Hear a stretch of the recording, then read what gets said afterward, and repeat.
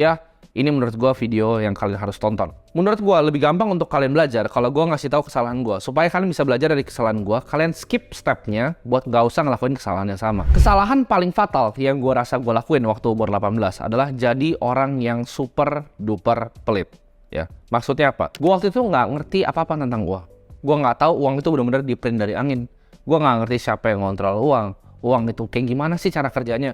Karena gue diajarin dari dulu bahwa uang itu susah didapat, ya. Dan awal-awal gue kerja, awal-awal gue mulai usaha, gue kerja macam-macam. Dari jadi agen properti pernah, jadi wedding organizer pernah, macam-macam semua udah gue pernah ngerjain untuk dapat duit. Dan gue ngerasa waktu itu dapat duit itu sangat amat susah, ya. Jadi gue pernah punya agensi juga, udah punya usaha, punya banyak beberapa karyawan, ya, baru lulus SMA. Gue udah ngerasain banyak hal, ngimpor barang dari China, ya. Gue coba ngimpor minyak rambut.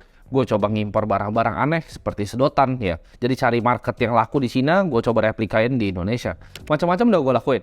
Tapi alhasil dari semua gue dapat uang itu, gue jadi orang yang sangat pelit. Jadi gue banyak baca buku, ya. Gue mungkin pernah cerita sama kalian buku-buku finansial seperti The Richest Man in Babylon. Gue juga pernah baca The Millionaire Next Door, ya kan. Gue juga baca Simple Path to Wealth. Jadi diajarin di situ untuk jadi orang yang frugal gitu. Kita harus menghemat, dan menghemat. Nah, ini mindset yang ditanamin gue karena gue mau cari uang sebanyak-banyaknya dan gue hemat sebanyak-banyaknya untuk gue bisa berinvestasi.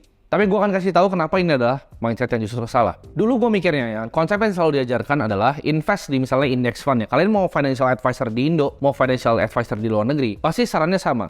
Kita berinvestasi dengan saham yang fundamental baik, kita berinvestasi di reksadana indeks atau index fund. Kalau di Amerika, biasa disuruh belinya S&P 500. Kita dibilang, kalau kalian nabung kayak gitu rutin, ya, kita nggak pergi beli kopi Starbucks, kita bikin kopi sendiri, ya. Kita bikin kopi sendiri cuma 4.000 modalnya, kalau ke Starbucks itu 40.000. Mungkin nanti di umur 40, 50, 60 tahun, kita akan menjadi kaya, ya mungkin punya uang 10-11 M lah. Itu adalah konsep yang tertanam di otak gue, ya. Gue mau jadi kaya, gue mau punya dana pensiun, ya 4% rule, 25 kali dari pengeluaran tahunan, pada nanti gue umur 65 tahun.